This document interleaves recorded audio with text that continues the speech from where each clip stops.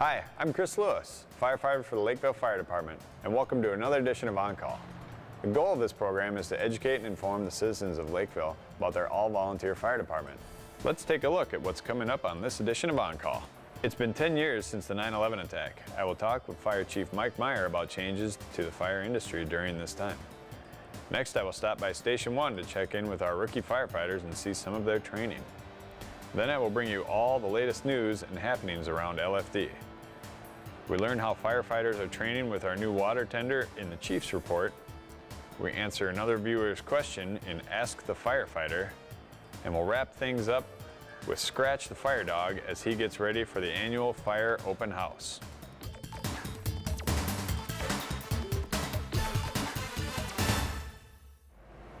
As you know, it's been 10 years since the 9/11 tragedies.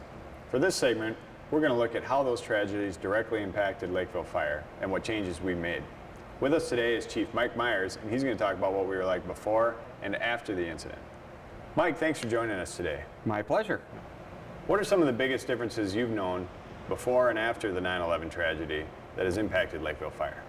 Well, as overall, when you look at it as a fire service, we kind of got to look at pre-9/11 and then post-9/11 as far as what did we do as a fire service prior to 9/11, what took place then. And we focused as a department and as a fire service mainly on attacking fires, our basic fire training and our medical training. We worked a little bit in the hazmat, but we relied on other agencies, the state agencies, to handle those as far as we'd get there and call them in to help mitigate that. Since 9/11, departments locally, as far as Lakeville Fire Departments, we've had to adjust our training accordingly. Now we focus a lot on not only the fire and the medical training, but also in the hazmat realm as far as what do we need to know for hazmat to be self-sufficient until we can get agencies to come and help us in that.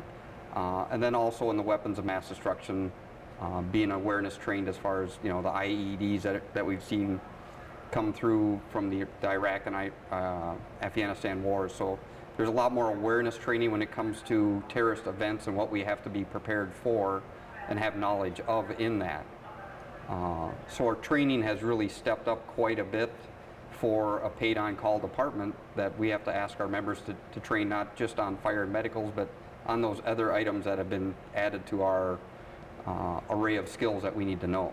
All right, and I know we've trained on mass casualty incidents and stuff like that as well, right? Yep. One of the things that we're seeing is later this fall, Apple Valley's hosting a mass casualty drill. So we're starting to see a lot of those types of training, more regionalized or county-wide training, where not just one department's going to do a training on mass casualty, but it's going to be multiple agencies. That's one thing that came away from 9/11, is that as big as New York Fire Department was, it was something that overwhelmed them from the incident that happened, that they needed more help than what they had. And that's one of the biggest things that we've seen from 9/11 is it's no longer, if we have a major incident in Lakeville, it's no longer just Lakeville Fire Department responding to that. It's going to be our surrounding communities, the Apple Valley, the Farmington, Elko, Newmarket, Burnsville, you name it. We're going to be asking for help if it's something to a degree that overwhelms our system of emergency response for that. So in addition to training, we've also had other committees and different teams that have developed as well, is that right? Correct. I'm actually one of the members for the Dakota County Preparedness Committee. We meet on a regular basis and discuss as a county what are some of the areas that we need to work on training-wise, equipment-wise, personnel-wise. And one of the things that evolved from 9/11 is our Dakota County SOT team, or Special Operations team, where it's each member in the county, as far as police, fire, and we have Alina medical transport, are members of part of this Special Operations team, and they receive training in those, the best way to describe it is the higher level disciplines of rescue: confined space rescue, high angle rescue, low angle rescue, hazard materials operations. So we have 3 members on our department that are part of the team. So if we have something hazmat wise, or we have a building collapse, confined space, those are the people that we're calling in to help us mitigate or to solve that problem of whatever that incident is, if it's a hazmat, confined space, or collapse. And one of the things that you can see from that training is if you look at like Joplin, Missouri, when they had the tornado go through, teams like that become such a valuable resource, because as Lakeville Fire Department, we only have 3 members that have training in those specialty areas. Everybody else has an awareness level, but not to maybe enter into a structure that suffered a collapse. So looking at 9/11, not only does it look at a terrorist event, but also as natural disasters occur, which we've seen quite a bit this year, that help us as a county, as a fire department, and as a region be able to respond to that we know that we can depend on our neighbors to help us. Okay. And then also I know that like our accountability and our communications, like our NIMS, our National Incident Management System, Yep. that's something that's been instituted as well to a higher level, is that right? Correct. Prior to 9/11, we were on what we call VHF radios. Now, post 9/11, we're all on 800 megahertz, so that our radios, we can communicate with just about anybody in not only our region as far as the county, but if FEMA comes in as far as for a natural disaster or a terrorist event, our radios are capable of communicating with the federal agencies that are to come in and help, so that communications improve dramatically. As far as that goes, the incident management, what you kind of talked about, is just a standardized approach nationally, how we communicate or we talk to each other during an incident as far as the command structure goes, common terminology that we're talking on the same page. If it's a fire on this side of the building. We all know that that terminology remains the same regardless if it's in Lakeville or in another part of the country. I know you also served on the airport in their fire department as well, before you were a chief at Lakeville. Correct. Was there a big difference in ways you operated up there? The biggest change, we talked quite a bit about training as far as that, but that spanned across every fire department nationwide from post 9/11. The biggest thing, obviously, with the airports is a change in security. As a firefighter up there, it was a lot more difficult post 9/11 to get to certain areas of the terminals and stuff. We had to have security badges everywhere we went. They upgraded and they added numerous checkpoints as far as you trying to get from point A to point B at the airport.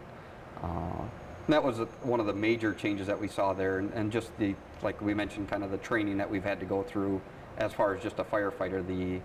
I went through weapons of mass destruction instructor training up there and brought that back to the department when I was on with them, and trained them on just the awareness and operations level of weapons of mass destruction. What are not just the bombs, but the chemicals and the stuff that the terrorists might potentially use for that.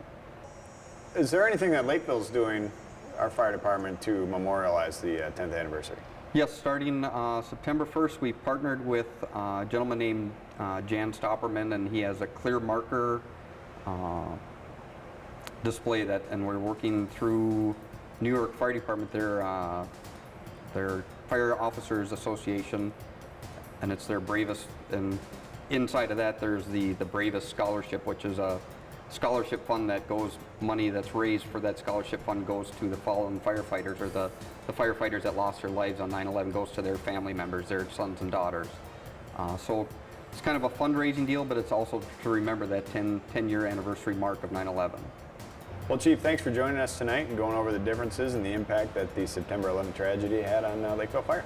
All right, I appreciate it. Thank you. Thank you.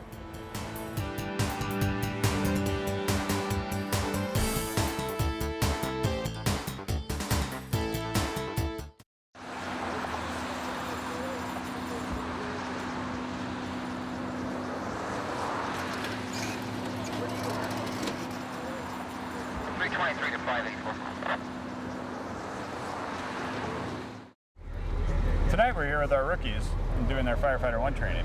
We're here with Jack from Hennepin Tech College, who's been instructing our rookies. Jack, what can you tell us what we're doing tonight? Well, what we're doing, we brought our Fire Blast trainer, which is a propane simulator for interior attack. So we have a bedroom area, we have a kitchen area, and the students are getting for the first time to feel what it's like to go into interior firefighting. They're learning how to manipulate the hose, how to play with the nozzle as far as fog stream, straight stream, what not to use on a fog stream inside of an interior structure, so that they don't get any harm to them as far as burns or anything like that. This prop right now, we're at its basic stage right now. It goes to a second level where we can have a second story on top. We can do ventilation training on top of it. What we do with the second floor is they simulate coming into a basement area, and that'll be like next week is when we do that okay. scenario. But right now we're just getting them initiated into what it's like to go into an interior fire, feel some of the heat, and kind of calm their fears as far as going into something like this. Okay, so from what I understand, this is the first week that they've actually been working with fire and then the Yeah, hoses and all Tuesday that. we did a car fire, but it's outside. They come into a confined area. They've got flame all around them. Even though it's propane, you still get the heat effect. You just don't get the smoke effect to it. Okay. So where are they at now in their training? Right now, they've completed most of their classroom stuff, and then from here, they start their car fire. We do the fire blast. Next week, we go to the Able fire building. That's for the county area. We'll be doing Class A burns inside there. We'll show them a little bit about fire behavior, how to watch the fire and how to read the smoke, and then Thursday, we'll have the fire blast here again, and they'll go through that part of the training a little bit more advanced. We'll make it a little bit harder on them as they advance through the training. So what's the goal then for all this training here with these guys? Well, part of all of this, HTC, Hennepin Tech College, prepares all the students for Fire 1, Fire 2, and all those different levels to maintain firefighter certification, prepares them for the state certification levels. Part of the requirement is that they have to, according to NFPA 1001, which is the firefighter qualifications, they have to do one actual burn. Okay. So we actually go above and beyond that. We give them 2, 3, 4 burns. That way, because a lot of, nowadays we don't get to fight as much fire as we used to because of fire prevention, thank God, but we just don't get the same hands-on experience we do. Propane burner gives them that opportunity. We can bring it to any site, light it off, and use it as part of their Fire 1 training, Fire 2 training, and so on. And if somebody wants to come out and do annual firefighter training, as far as getting their one burn in a year, we can bring it out and do the same thing. So this does count as one burn? This counts as one burn. This gives them their qualification as initiation by fire. Okay. And then, so you said they're going to see this trailer again next week? Yep. And then are they going to see it again after that at all? Yeah, on their final, we do, my classes, I do a hands-on final where they bring everything they've learned throughout the course of Firefighter 1 together. So they'll be doing forcible entry. We have a forcible entry trailer. They'll be making forcible entry, they'll be doing interior attack, and they'll be ventilating the structure at the same time. And they'll initiate all that, and they'll do it in a sequence so that everybody understands proper sequence before they make an interior attack. All right, well, thanks for being here with us on the show, and thanks for bringing you and your crew out from Hennepin Tech, and appreciate the time. It was our pleasure, our honor. All right.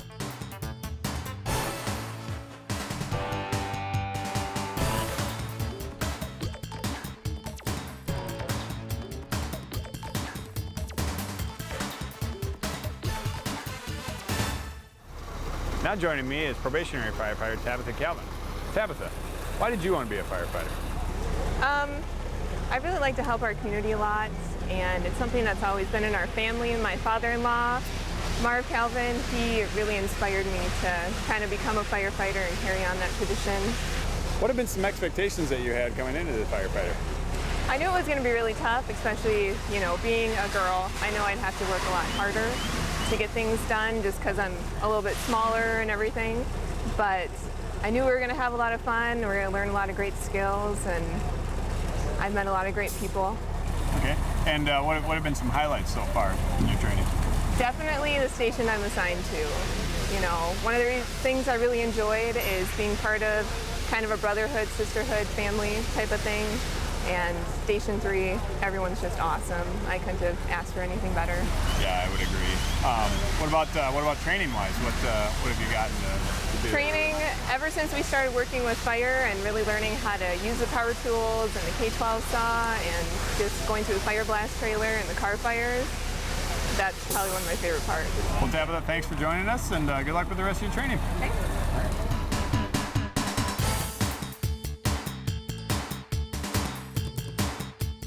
Welcome to another edition of Lakeville Fire Chief's Quarter. I'm here with Engineer Brian Cluck from Station 1, and we're going to cover what we're doing today at Monday morning training with our new tender.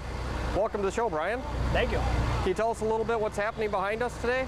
What we're doing with our day training firefighters is we are working on pumping and drafting and tender operations. Essentially what we're doing is when we get out into the county and we get into an area that's non-hydrant, we will be using these drop tanks here to hold water. Basically what they are is big swimming pools. Each one holds about 1,500 gallons of water, and it allows us to keep water in a holding pond while we're working on a structural fire.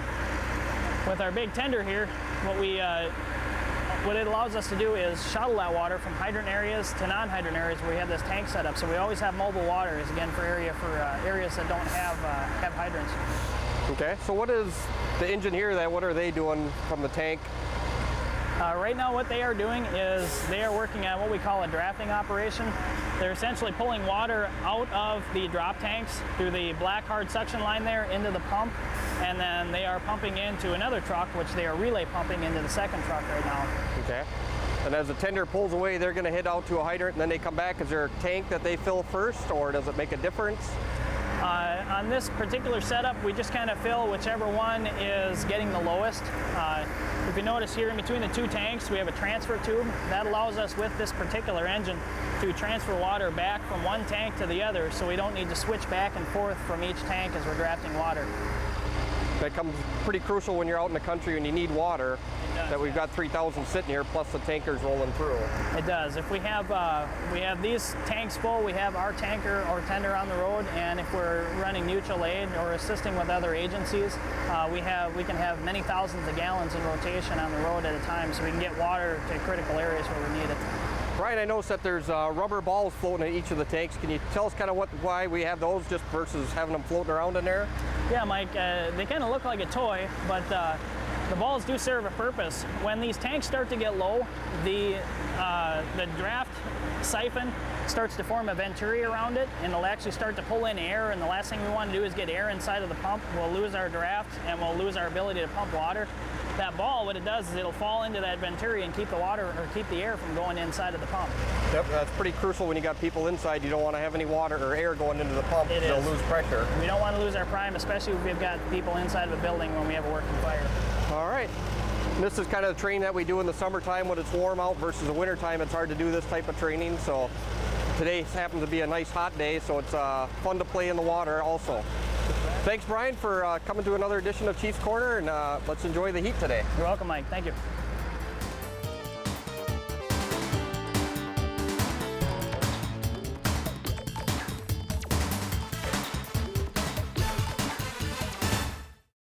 Thanks.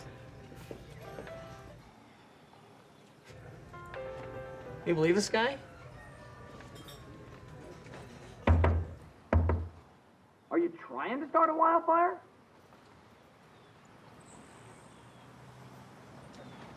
Sorry. Pass the honey? 9 out of 10 wildfires are caused by humans. Only you can prevent wildfires.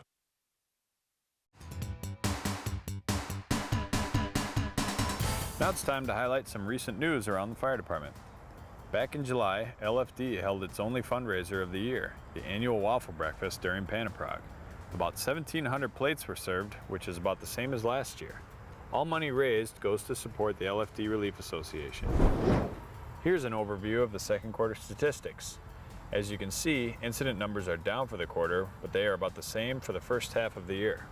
And here's a breakdown of call types. The department's goal is to distribute call volume evenly between each station. In early August, Fire Station 3 had its parking lot redone. The old parking surface was deteriorating and had drainage issues. Workers reclaimed the old asphalt, which provided a base for the new surface, and drain tile was installed to help with drainage. Then 2 layers of asphalt were applied, and finally parking strips were painted. Now let's highlight some of the major incidents that has involved the Lakeville Fire Department. On Thursday, August 18th, LFD responded to 2 separate structure fires. First, crews were dispatched at 12:03 p.m. in response to a house fire at Ixonia Avenue. The fire was reported by a neighbor who stated seeing smoke and flames visible from the attic and rear of the house. Firefighters determined that the house was unoccupied. The house was fully engulfed in flames, and by 12:14, the roof collapsed. Crews stayed on scene until after 9 p.m. The house was a total loss. The cause of the fire is under investigation. While crews were still on scene at the first fire, a second call came in for a reported house fire at Layton Path. The call came in at 6:18 p.m. from an alarm company, which reported that the smoke alarm system in the house had activated. The homeowner had already smelled smoke and left the house when the alarm system sounded. When firefighters arrived, they reported heavy smoke in the lower level fitness area. Fire was contained to 2 rooms which received extensive smoke and heat damage. The cause of the fire is under investigation. And finally, on Monday, August 22nd at 1:15 p.m., the Lakeville Fire Department was dispatched to a structure fire at Haver Hill Circle. Fire crews were able to knock the fire down quickly, which greatly reduced the damage to the interior of the home. Due to the smoke damage, the homeowners were unable to occupy the home after the fire. There were no injuries to report. The cause of the fire appears to be a discarded cigarette outside near the front porch. And that's the latest news happening around LFD.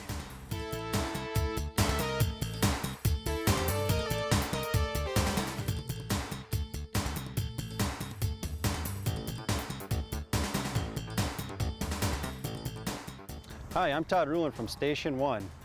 Today's question is from Brady from Lakeville, and the question is, how much does your firefighter gear weigh and how long does it take to put it on?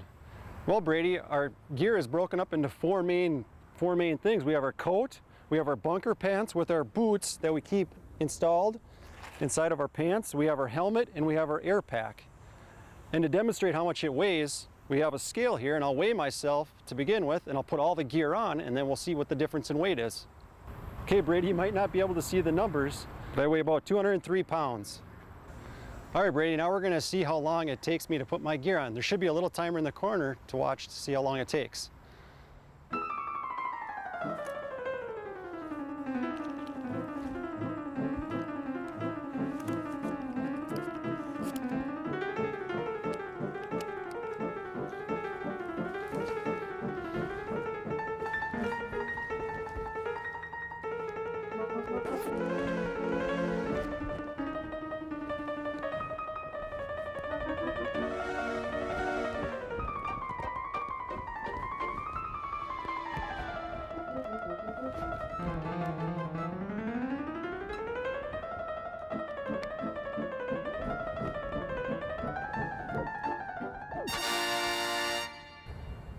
Well, Brady, it looks like it took me about 41 seconds to put all this gear on.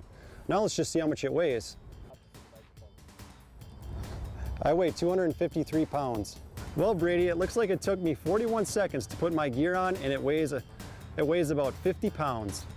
If you have a question for Ask the Firefighter, please send it to the email address on your screen.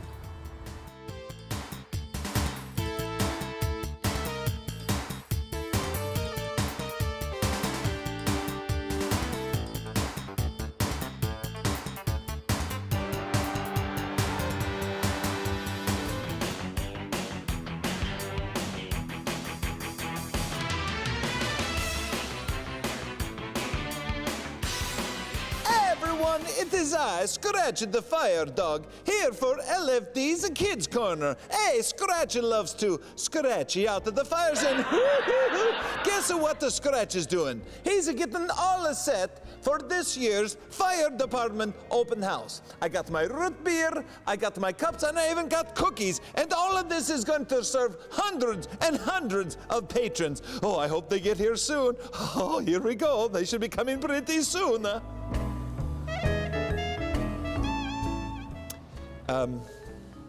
Hello?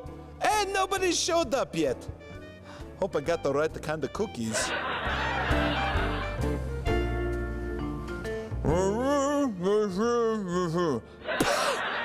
you know what? I'm getting to thinking that no one's gonna show up. Hey, there must be a good baseball game or a football game. Well, give them a few more minutes.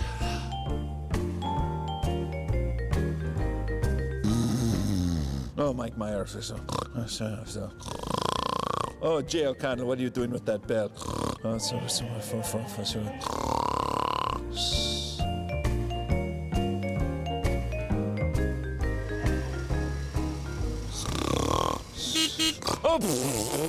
Hey, Jay O'Connell, you finally have somebody here coming to the open house. Hey, how come there's nobody else up here? Hey, Scratch, what are you doing here? Well, Jay, it's perfectly obvious. I'm sitting waiting here for the big start of this year's fire department open house. The open house? Yeah. This is September. The open house isn't until October. You're kidding. No, I got a flyer right here. Oh, yeah? Tuesday, October 11th. Oh. You got the cookies and the root beer, which Yeah, is good. But I'm a month ahead, huh? Yeah, have you been waiting a while? I've been waiting what seems like hours and hours, Jay. But tell me, what is going to be at this year's Open the House? Well, we're gonna cut open a car. We're going to light one on fire. Oh, wow. We're gonna have a demonstration of what would happen if you put water on a fire on a kitchen stove. Ooh. We've got our new fire extinguisher trainer that we're gonna show people how to use fire extinguishers. All the firefighters are gonna be there, even Tabor. Tabor? Oh, very good. How about the Chris? Chris is gonna be there. Very good. So lots of firefighters to talk to. We'll even have a police car there, an ambulance. Wow, so this is a great event for families to go to find out a little bit about how the fire department works, eh? Yes, and then we'll talk to you about smoke alarms and carbon monoxide detectors. Cool, now what is the date and times and where is it going to be located, Jay? Well, you're at the right place. This is Fire Station 4. Oh, good. And it's going to be Tuesday, October 11th. Yeah? Station 4, 6 p.m. to 9 p.m. So bring the family, come on out, we'll have a good time. And how much is it going to cost me to do this thing? It is free. Scratch, are you okay? Scratch? I thought you said this thing is free. I'm sure I misunderstood. How much does it cost to do this? It is free.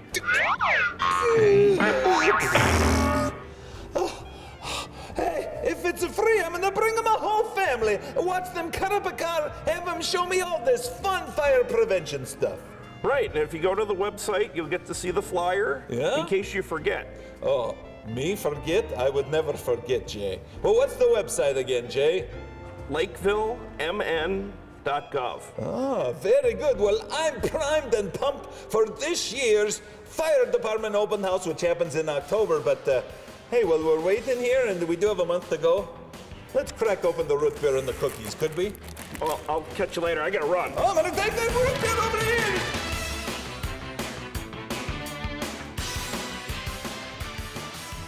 Thanks for joining us for this edition of On Call. If you have questions, comments, an idea for the program, or want to send a question in for Ask LFD, feel free to call us at 952-985-4700 or use the email address on your screen and send us an email. Thanks for joining us, and all fire units are clear.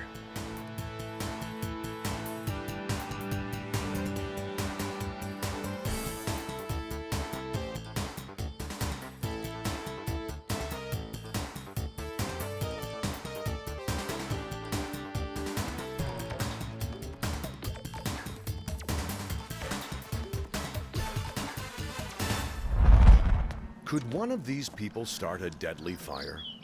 Careless smoking is the #1 cause of fire fatalities. However, most fires are preventable. So, will one of these people start a deadly fire? It's up to them. You can protect your family and your home from fire. Visit GetYourButtOutside.com. Brought to you by the Minnesota State Fire Chiefs Association and the Minnesota Fair Plan.